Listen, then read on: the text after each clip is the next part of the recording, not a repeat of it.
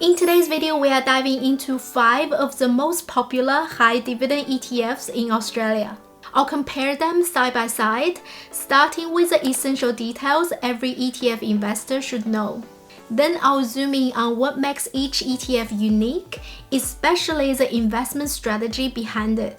And finally, I'll show you exactly how $100,000 invested in each ETF 5 years ago would have performed today, breaking down distributions, capital gains, how they compare to a broad market Australian share ETF without a dividend focus.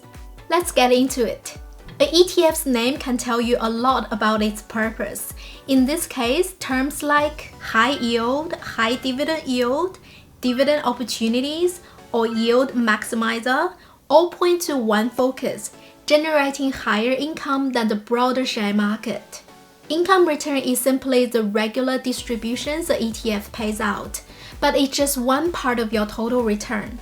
The other key component is capital return, how the ETF's price moves over time. The ETFs we are looking at today focus on generating higher income return than the broader market, but we will also compare the capital return and total return later in this video.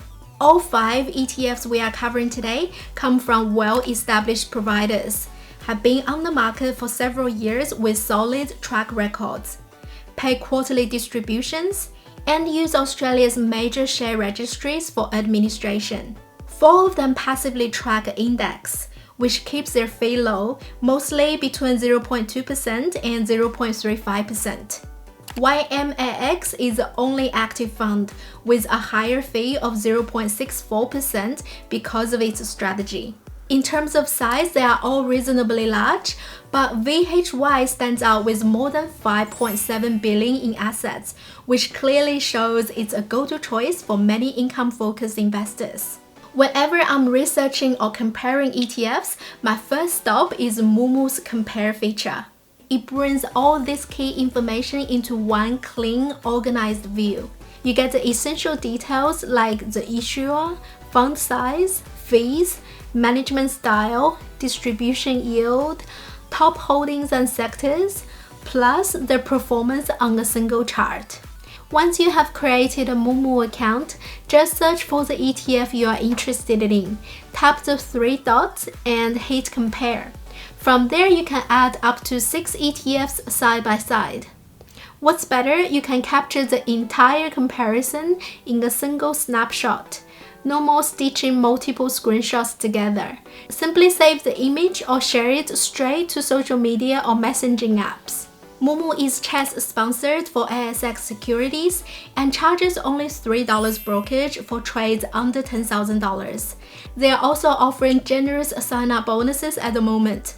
Combined with the powerful comparison tool I just showed you, it's an easy platform to love. Use the link below to sign up and take advantage of the perks. Thank you Moomoo for sponsoring this video.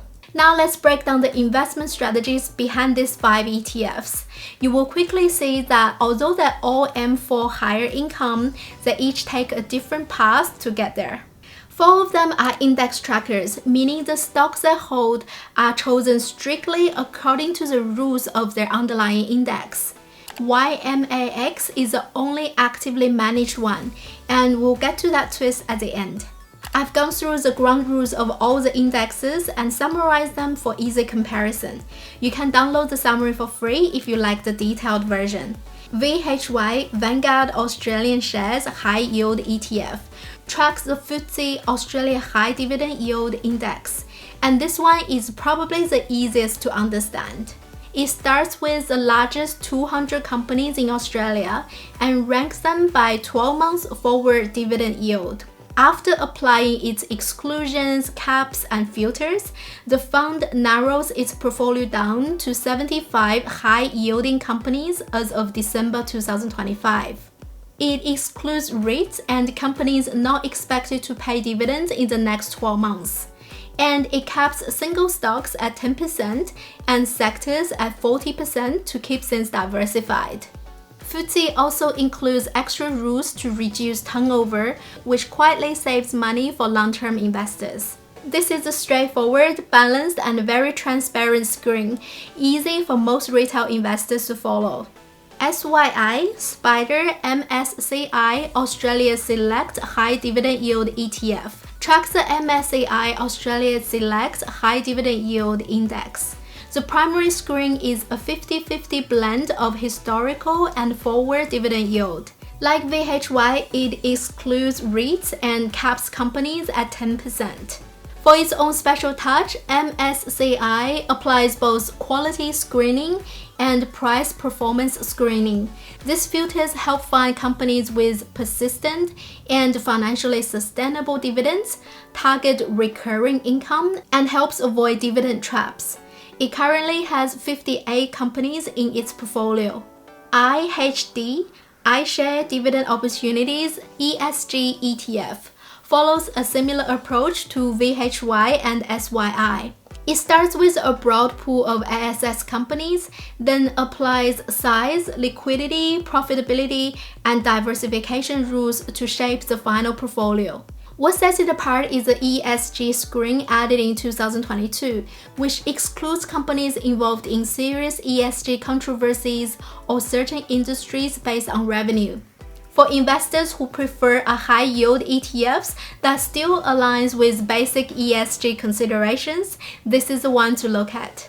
RDV Russell High Dividend Australian Shares ETF starts with the largest 100 companies and ranks them using a composite yield score, a blend of 5 factors. These factors were selected as proxies for selecting stocks with high forecasted dividends, consistent dividends, and a positive dividend growth trajectory. Its process is certainly more qualitative, but not as easy to interpret at a glance.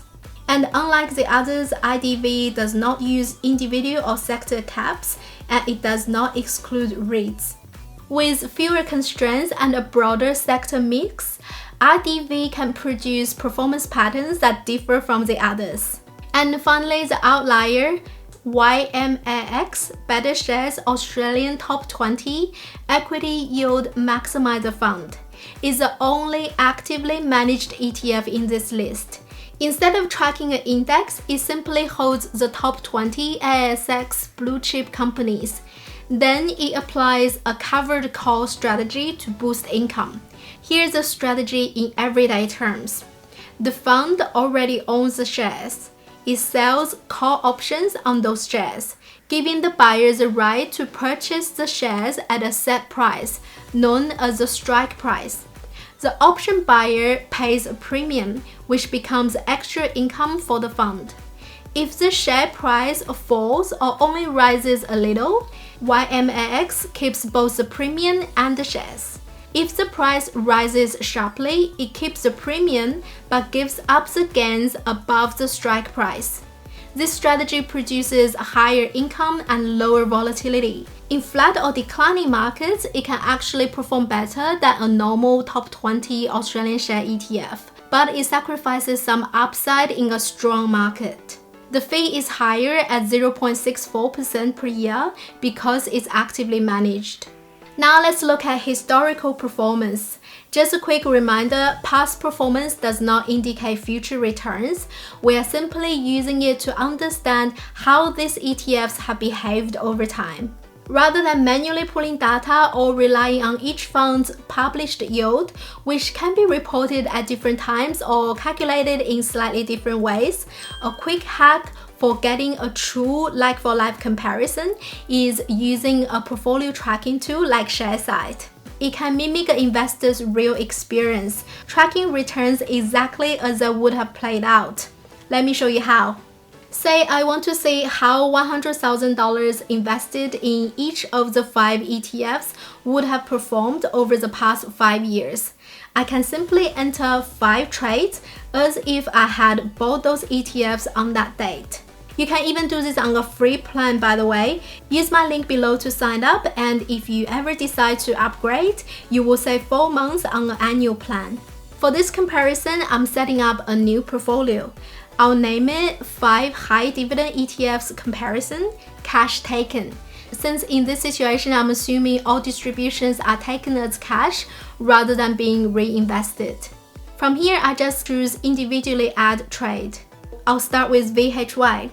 It's a buy trade, and I'm assuming I purchased it 5 years ago on 3rd of December 2020. I'll use a closing price from that day. Since I want to model a $100,000 investment, the closest whole number quantity is 1,704 units. Then I click Save and add another, and repeat the process for the remaining 4 ETFs. Here's the information I have entered into the system. I've also added a 6th fund, VAS, the Vanguard Australian Shares Index ETF. It doesn't focus on high dividends, but it's a popular broad market option investing in the top 300 ASX companies. Including VAS lets us see whether the 5 dividend ETFs actually outperform the wider market in income and total return. Once all the trades are entered, I head to Sharesight's Reports tab and run the performance report from since inception. The summary table that appears is extremely useful. It shows the current ETF price, the number of units held, the current market value, the capital gains accumulated since inception, the dividends taken as cash over the 5 years, and the total return, which combines both. You can also toggle the view to percentages, which converts the capital gain, dividend return, and total return into annualized figures since inception.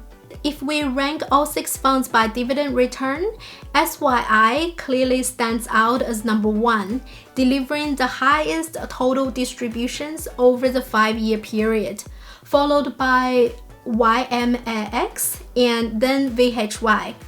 And as expected, all 5 dividend-focused ETFs paid out more income than the broad market ETF VAS, consistent with their names and investment objectives. However, remember that chasing dividend yield without paying attention to total return can easily lead to a dividend trap.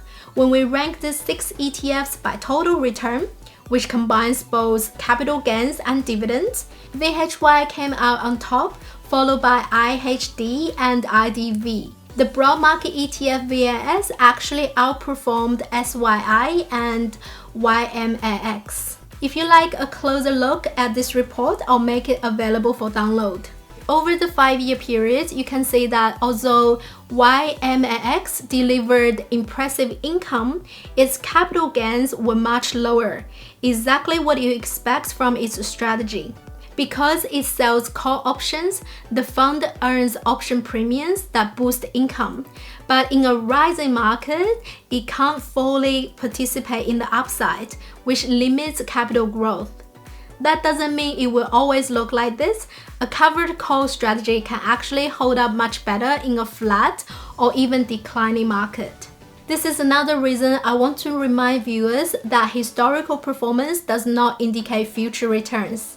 Each ETF's screening criteria and strategy can behave very differently depending on market conditions. Please make sure to do your own research or speaking to a professional before making any financial decisions. Now that you have seen how the top 5 high dividend ETFs stack up, if you want to use Moomoo or Sharesight to level up your research and investing experience, check out the links below. Thanks for watching. I'll see you in another one.